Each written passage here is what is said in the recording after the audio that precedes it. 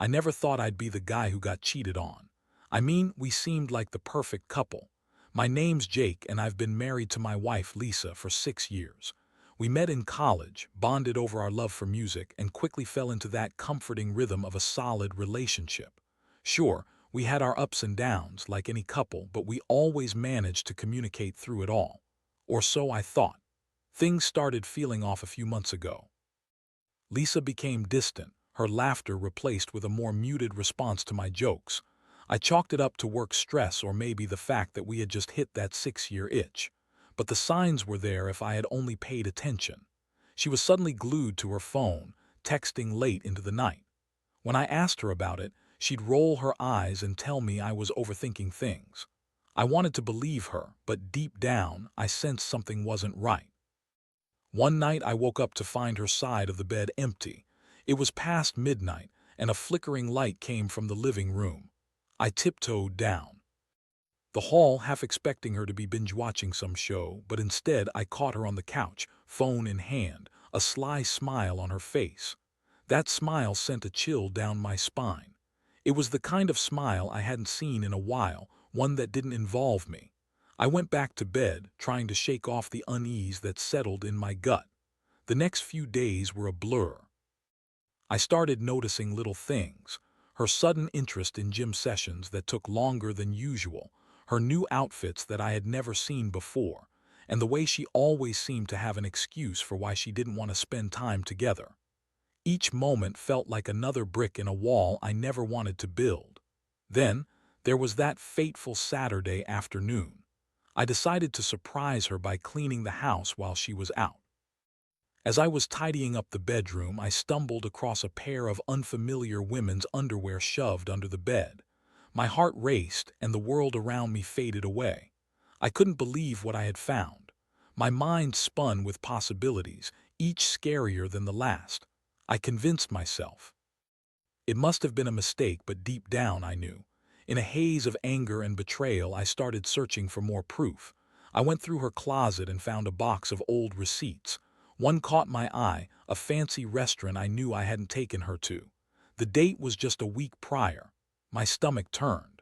I picked up my phone and started scrolling through her social media, looking for anything that could confirm my suspicions. That's when I saw it. A photo of Lisa and some guy at a bar, both of them grinning from ear to ear, her hand resting on his shoulder in a way that felt way too intimate. My heart shattered.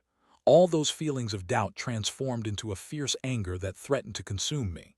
When Lisa came home, she had that same carefree smile. But it felt different now. I knew the truth, and I couldn't just let it go. I confronted her right then and there, my voice trembling with rage and hurt. She laughed it off at first, but the moment she saw the look on my face, everything changed. "Where did you get those?" she shot back, eyes narrowing. I held up the receipts, the photo, and let the floodgates open. The truth spilled out like venom, and I watched as the color drained from her face. Her excuses were weak, filled with stories about how I didn't pay enough attention to her, how she felt lonely. It felt like a slap in the face, and all I could think was how she had the audacity to turn the blame on me after what she had done. I wanted to scream, to shake her until she realized what she had thrown away, but instead I just stood there in shock.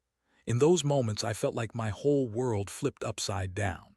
The woman I thought I knew was gone, replaced by someone who played with my heart like it was a toy. I didn't know how to process the betrayal. One minute we were a team, and the next I was just another casualty in her game of deceit. It was overwhelming. I had always thought that love was supposed to be strong enough to weather any storm. But here I was, standing in the wreckage of my marriage, feeling like I was losing everything. How could I ever move forward from this? What was my next step? I felt lost, but I knew one thing for certain. I had to figure out a way to navigate the mess Lisa had made. As I stood there, the weight of Lisa's betrayal pressed down on me like a lead blanket. I couldn't shake the feeling of being utterly blindsided. One moment we were laughing over dinner, planning our next vacation, and the next she was casually confessing to an affair as if she were discussing the weather. I watched her fidget, her confidence dwindling as the truth hung in the air, thick and suffocating. She tried to play the victim, saying I hadn't been present enough, that I didn't support her like I used to. I couldn't help but scoff at her excuses. I had been there for her through thick and thin, always cheering her on in her career and personal goals. But when it came time for her to return the favor, she was nowhere to be found. Instead, she had chosen another man. Who is he? I demanded. The question hung in the air, heavy with dread. I needed a name, a face, to put to the betrayal. She hesitated, looking down at her feet as if the floor would open up and swallow her instead of facing me. Just someone from work, she muttered, avoiding eye contact. Just someone. I felt my blood boiling. She had reduced this whole thing to a casual fling, something harmless, but it was anything but. You're telling me you cheated on me with some guy from work. How long has this been going on? The truth was, I didn't want to know how long. I was terrified of the answer. Lisa's eyes darted around the room like she was searching for an escape route. It's not what you think, Jake. We were just talking and then things escalated, she stammered. Her voice was shaky and suddenly I felt a flicker of something other than rage, sadness. I couldn't believe I was feeling sorry for her. Damn, I had to keep it together. Escalated, so you're telling me that you've been sleeping with him? Her silence spoke volumes. Each second felt like an eternity and I struggled to breathe. The thought of her with someone else was unbearable. It was like a knife twisting. In my gut, I wanted to scream at her to make her understand how deeply she'd hurt me, but I found myself paralyzed, caught in this whirlwind of emotions. Why? I finally asked, my voice finally breaking. Why would you do this to us? She launched into another tirade of excuses, detailing how she felt unfulfilled and how this man made her feel desired again. It was absurd to hear her talk about desire when we had shared so much intimacy and love over the years. I had always thought we were good together, but she made it sound like I was the problem. I can't believe you would throw everything away for a fling, I spat out, trying to keep my voice steady. I wanted her to feel the weight of her actions, to understand the gravity of what she had done. Please, Jake, don't make this harder than it is. I made a mistake, she said, her tone shifting from defensive to almost pleading. A mistake. It felt so trivial, so casual. How could she diminish something that had shattered my world? I needed time to process everything, to figure out where we stood. Maybe you should leave, I said, the words tasting bitter on my tongue. I didn't recognize my own voice, filled with pain and disappointment. She looked taken aback, eyes wide as if I had slapped her. What? You can't be serious. But I was. I didn't want to be in the same space as her, feeling the remnants of trust that had been tossed to the ground and trampled. I needed space to think, to avoid saying things I might regret later. After a tense silence, she eventually gathered her things, mumbling apologies, but they felt empty, devoid of any real meaning. I watched her walk out the door, a part of me hoping she'd turn around and take back everything she had done. But she didn't. She left with the same casualness she had shown throughout this entire ordeal, as if our 6 years together meant nothing. I sat down on the couch, the silence in the house deafening. The reality of my situation began to seep in, and I felt like I was drowning in a sea of heartbreak. My thoughts spiraled, each memory tainted by her betrayal. I thought of our wedding, our trips together. Even the mundane moments that had once seemed so perfect. How could I have been so blind? I felt like a fool for trusting her, for believing everything was fine when clearly it was. I ran my hands through my hair, feeling the tightness in my chest tighten even more. In the days following the confrontation, I went through a roller coaster of emotions: anger, sadness, confusion. I spent nights lying awake, replaying everything in my mind, looking for signs I had missed. It felt like I was living in a twisted version of my life where everything was upside down. I had to decide what to do next. Did I want to fight for my marriage? Could I ever trust her again? Or was it time to cut my losses and move on? I knew I needed to make a decision, but part of me was still holding onto the hope that she would realize the gravity of her actions and return to me, repentant and ready to rebuild what we had lost. But as the days turned into weeks, I began to question if that hope was just a mirage in the desert of my despair. I had to figure out my next move, and I knew it wouldn't be easy. As the days stretched into weeks, I found myself in a sort of limbo. My life, once filled with laughter and companionship, had turned into a cold, desolate landscape. I went through the motions, showing up to work and pretending that everything was fine, but internally I was a storm of conflicting emotions. I blocked Lisa on all social media and avoided places we used to frequent together. Each reminder of her felt like salt in an open wound. Friends reached out, concerned about my sudden withdrawal from social activities. I put on a brave face, but I could tell they sensed something was off. The truth was, I didn't want to talk about it. I didn't want their pity or well-intentioned advice. I needed to sort through my own feelings first. The anger simmered beneath the surface, and I found myself daydreaming about revenge, an urge I had never thought I would entertain. Revenge felt sweet, a way to regain some sense of control over a life that had spiraled completely out of my hands. I thought about what I could do. Maybe I could humiliate her in front of her friends or expose her infidelity. But even as these thoughts crossed my mind, I felt a flicker of guilt. Was that really the person I wanted to be? I remember one particular evening, sitting alone in my living room scrolling through my phone. I stumbled upon a photo of Lisa and the guy from her affair, laughing and hugging at a bar. It was a punch to the gut. My hands trembled as I stared at the screen, every ounce of anger rising to the surface. I wanted to shout, to throw my phone against the wall, but I restrained myself. What would that accomplish? Instead, I took a deep breath and decided to focus on myself. I started hitting the gym more frequently, channeling my anger into workouts. It felt good to sweat, to push my body and feel something other than despair. I even picked up old hobbies I had neglected, playing guitar, painting, and writing in a journal. These became my outlets, helping me cope with the mess that was my life. As I got stronger, I also started thinking about my next steps. I reached out to a few close friends, those I trusted. Each conversation was cathartic, a chance to express my feelings and gain perspective. They offered support, reminding me that I was worth more than what Lisa had done to me. One night I met up with my friend Mike at a bar, a place I once frequented with Lisa. It felt strange to be there without her, but I pushed through. Over beers, I opened up about everything. I just can't wrap my head around how she could do this to me, I confessed. We had plans, dreams. I thought we were building a life together. Mike listened, nodding in understanding before offering his perspective. You have to consider your worth, man. You deserve someone who sees that and respects you. This isn't a reflection of you, it's all on her. His words lingered with me. I couldn't let Lisa's choices define my self-worth. I needed to reclaim my life and start fresh, even if that meant letting go of the love I once cherished. After that conversation, I started to formulate a plan. I decided to confront Lisa one last time, not out of anger but to gain closure and clarity. I needed to hear her say the truth, to acknowledge the pain she caused, and then I could finally begin to move forward. When I called her to arrange the meeting, I felt a surge of anxiety. Would she come clean? Would she try to weasel her way out of taking responsibility? Regardless, I was determined to face her. I chose a neutral coffee shop, a place that didn't hold any memories tied to our relationship. On the day of our meeting, I arrived early and ordered a coffee, my stomach churning with anticipation. I expected anger, remorse, maybe even regret from Lisa. But when she walked in, she looked composed, almost aloof, as if she had moved on already.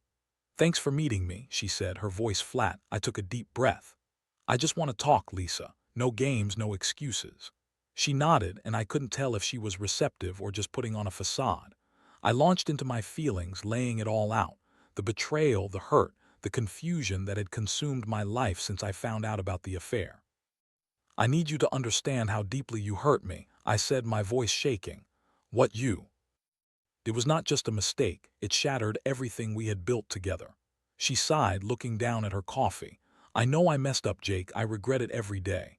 "Do you?" I pressed, because it seemed like you were having a great time with him while I was left picking up the pieces of my life. She flinched at my words, and for the first time I could see a flicker of guilt in her eyes. I was lost. I didn't know what I wanted, and he was easy. Easy, I repeated, incredulous. "That's your explanation. You just didn't want to put in the effort."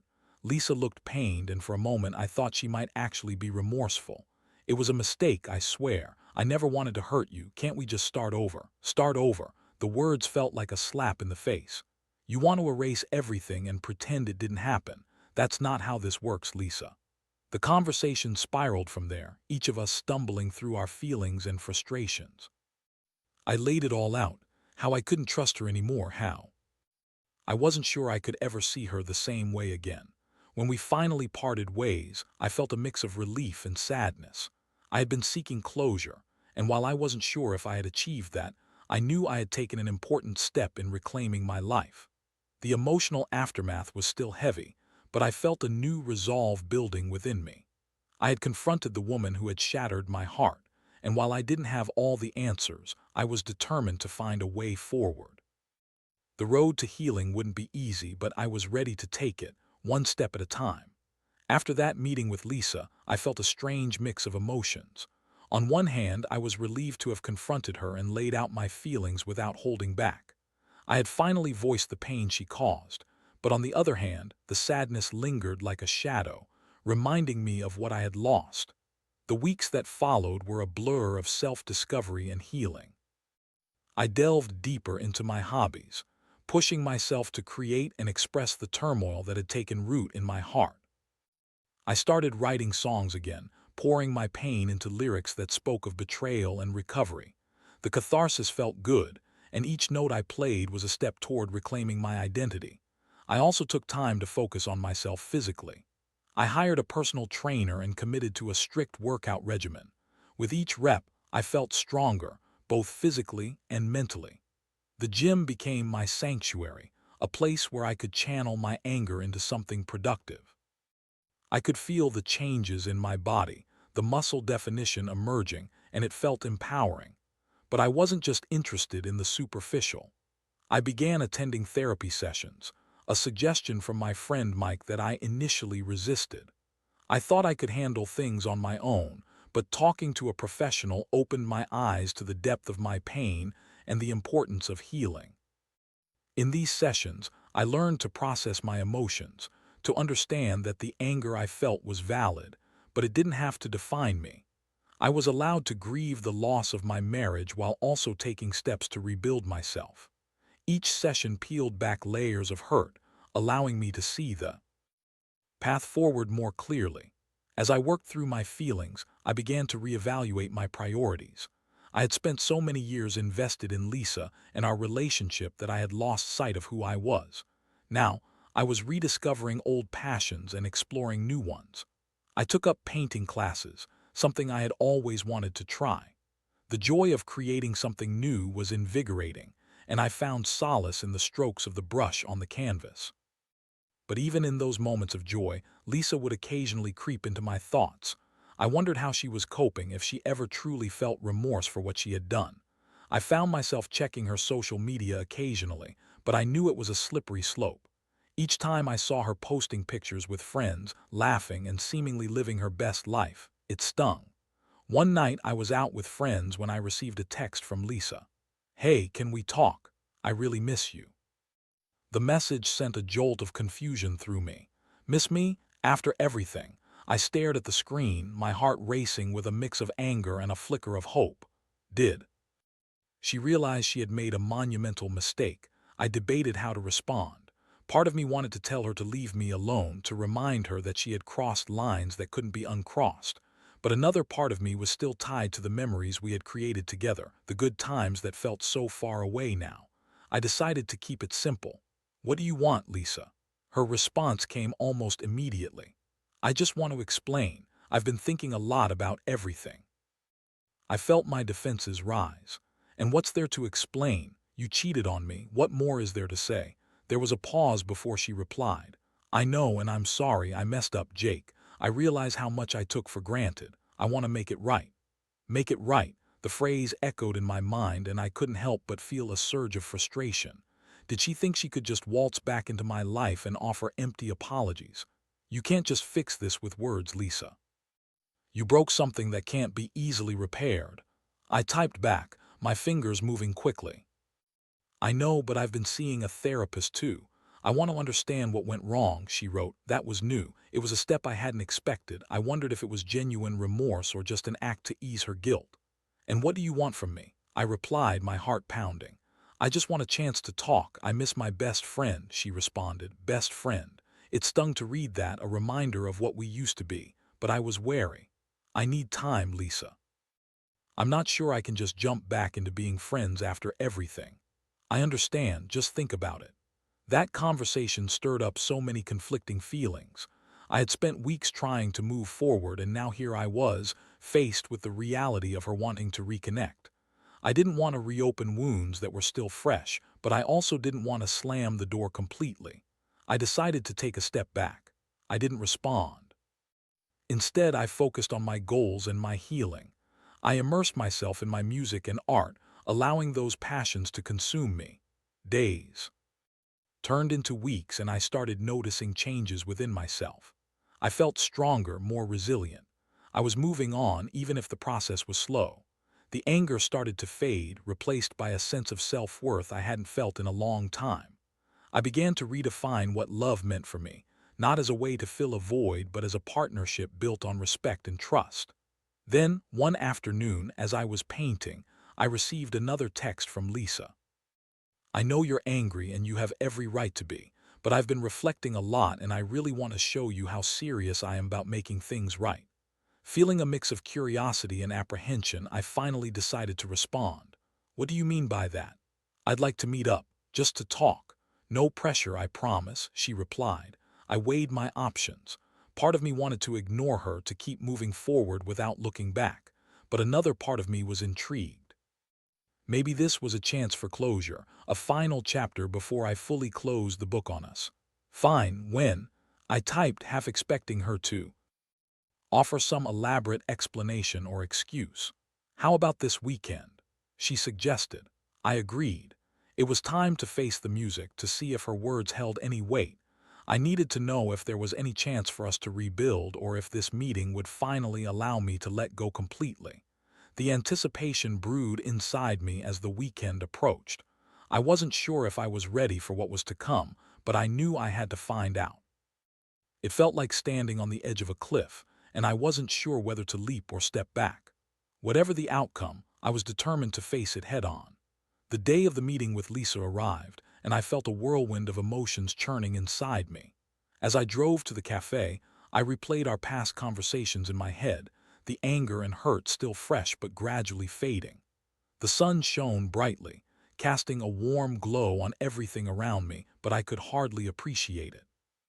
Instead, it felt like the atmosphere was thick with unresolved feelings, anticipation, and a hint of dread. I arrived at the cafe a bit early, my palms sweaty and heart racing. It was the same place we had shared countless dates, and the nostalgia was almost overwhelming. I took a deep breath, reminding myself that I was here to reclaim my narrative, regardless of what Lisa had to say. When she walked in, I felt a jolt of recognition and sorrow. Lisa looked the same but different, more polished and put together, as if she had stepped out of a magazine. She spotted me and offered a tentative smile, one that didn't quite reach her eyes. I gestured for her to join me at the small table near the back, hoping for some semblance of privacy. "Thanks for meeting me," she said as she sat down. I nodded, keeping my expression neutral. "Let's just get right to it. You wanted to talk. What's on your mind?" For a moment she fidgeted with her coffee cup, avoiding my gaze. "I've had a lot of time to think, Jake, about us, about everything that happened. I wanted to apologize again for what I did. It was inexcusable." Hearing her say the words felt cathartic yet frustrating. A part of me wanted to hear her remorse, yet another part wanted to scream that apologies didn't fix shattered trust. "I appreciate you saying that, but I need more than just words," I replied, my voice steady. "I need to know why you did it, what led you to betray me." Her gaze finally met mine, and I could see the sincerity in her eyes. "I didn't handle my feelings well. I felt disconnected, unfulfilled, and instead of coming to you, I let my insecurities drive me to someone else. It was wrong, and I see that now. Do you ever think about how your actions would affect me?" I pressed, wanting her to understand the depth of her betrayal. "I did," she whispered, her voice breaking. "But in that moment I was selfish. I chose to avoid facing the issues in our relationship. I ran away instead of confronting them." I leaned back in my chair, absorbing her words. There was a vulnerability in her that I hadn't seen before, a recognition that her choices had consequences. And now you want to make things right. I asked cautiously. Yes, she said, her determination evident. I've been working on myself, I've been seeing a therapist, and it's opened my eyes to so much about myself and our relationship. I really do want to understand how we got here. I felt a twinge of hope, but I couldn't allow myself to jump in too quickly. What does making things right look like for you? I want to rebuild our trust. I know it's not going to happen overnight, but I'm willing to do whatever it takes. I miss you, Jake. I miss the life we had. I'd like to go to couples therapy if you're open to it. I want us to work through the issues together. Her words lingered in the air, tempting yet daunting. Could we really rebuild what had been broken? I thought about everything we shared, all the good moments and the life we had envisioned together. But could I forgive her? I don't know, Lisa. Trust is fragile and you shattered mine, I said, my voice laced with hesitation. I need time to process everything. I'm not saying it's impossible, but you have to understand that I can't just jump back into this. I get that, she replied earnestly. I'm not asking for a quick fix. I just want a chance to show you that I can be better, that I can earn your trust again. As we spoke, I began to see glimmers of the woman I fell in love with, the woman who had once brought so much joy into my life. The pain of her betrayal was still raw, but beneath it lay the flickers of something that felt like hope. Look, we both need to be honest about what we want, I said, the weight of my words heavy. If we're going to do this, it has to be on solid ground. I can't have another false start. Absolutely, she agreed, her demeanor earnest. I want you to feel secure in this. I'll be completely open with you about everything moving forward. No more secrets. We spent the next hour discussing our feelings, our fears, and what we both envisioned for the future. It was an uncomfortable yet enlightening conversation, each of us exploring the depths of our emotions and the reality of our situation. When it came time to leave, I felt a mix of uncertainty and cautious optimism. I wasn't ready to forgive her completely, nor was I ready to dive back into our relationship, but I could see a pathway forward, one that required time, effort, and open communication. As I drove home, I reflected on our conversation. It was an emotional roller coaster, but for the first time since the affair, I felt like I had some semblance of control over my life again. I still had a long road ahead, but I was willing to consider the possibility of healing, not just for us but for myself. I realized that whether or not I chose to pursue this path with Lisa, the most important thing was to focus on my own growth and happiness. I had come a long way since the betrayal, and I was determined to ensure that whatever came next was built on a foundation of honesty and respect. This was my opportunity to reclaim my narrative, and I had no intention of letting it slip away again.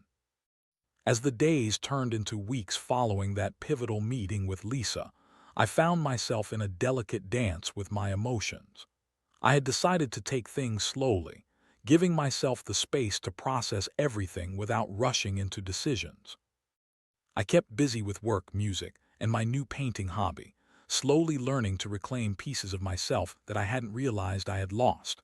I did think about Lisa often, and I wished I could say it was all positive. My heart still ached over her betrayal, but I was also aware that the journey of healing was just as important as the moment of hurt. Each day without her felt like a step toward a new me, a stronger version of myself who learned to prioritize self-worth and self-love. After a few weeks, Lisa reached out again, suggesting we meet for coffee once more. I hesitated but ultimately agreed. She had been respectful of my space, and I realized that I owed it to myself, and to her to see if there was a path forward. When I walked into the cafe, I felt a rush of nerves but also a sense of determination. Lisa was already seated at our usual table, looking both anxious and hopeful. As I approached, I noticed she had a small notebook in front of her. "Hey," she said, her voice soft but steady. "Hi." I sat down, scanning her face for any signs of the person I once knew. "What's up?" "I wanted to share some thoughts," she said, lifting the notebook. "I've been reflecting on everything we talked about last time, and I wrote down some things that might help clarify where I stand and what I'm willing to do to earn your trust back." I raised an eyebrow, intrigued. "Okay, I'm listening." She opened the notebook and began reading from her notes. Firstly, I realized that rebuilding trust means being transparent. I want to share everything, my daily life, my feelings, and my mistakes. I'll be accountable for my actions because I understand that I have to prove to you that I'm serious about this. Her words resonated with me. It was a step I appreciated. Accountability was key to any potential rebuilding of our relationship. That's a good start, I said, nodding. She continued, I also want to establish boundaries. I know that I put our relationship in jeopardy by not setting clear ones before. I want to understand what you need from me in terms of communication and trust. Hearing her speak about boundaries struck a chord. I had been craving that level of respect and clarity. That's important. I need to know that you're committed to putting our relationship first, I replied, feeling the tension in my chest ease slightly. I want us to start going to couples therapy together too, she said, looking directly into my eyes. I know I need to work on my issues and how I communicate. I don't want to keep running away from problems. I want to address them head on. I considered her words carefully. The idea of couples therapy had been one I had thought about following our last conversation. I'm open to that. I think it could help us both, I admitted, realizing that this was likely the most productive discussion we'd had since everything fell apart. As for my past actions, she continued, I can't change what I did, but I can promise you that I will do everything I can to ensure it doesn't happen again. I'm committed to being better, not just for you, but for myself. I felt a flicker of something like hope, but I was cautious. Actions speak louder than words, Lisa. I need to see that you mean what you say. Of course, I want to demonstrate that I can be the partner you deserve. The conversation flowed naturally, and for the first time I felt like we were discussing the future rather than the past. It was still fraught with uncertainty, but I realized I was beginning to see the possibility of a new chapter, one built on honesty, vulnerability, and a mutual desire to understand and grow. After our meeting, I felt a mix of emotions. I was still hurt and unsure, but I also felt a sense of agency that had been missing in our relationship. I had a say in how my future would unfold, whether with Lisa or without her. As the weeks turned into months, we began attending therapy together. Each session was a challenge, forcing us to confront uncomfortable truths and dive into the depths of our emotions. I realized that healing was not a linear process. There were ups and downs, moments of clarity and moments of doubt. One evening, after a particularly intense therapy session, Lisa and I sat on my couch, exhausted yet content. I know it's going to take time, but I feel like we're making progress, she said, her hand resting on mine. I looked at her, feeling a warmth spread through me. We are. I think we're learning to communicate better, and that's a huge step. She smiled, the lightness returning to her eyes. I really want to be the partner you need. I'm committed to doing the work. In that moment, I felt a sense of reconciliation, not just with her but within myself. I understood that while the wounds remained, I was no longer defined by them.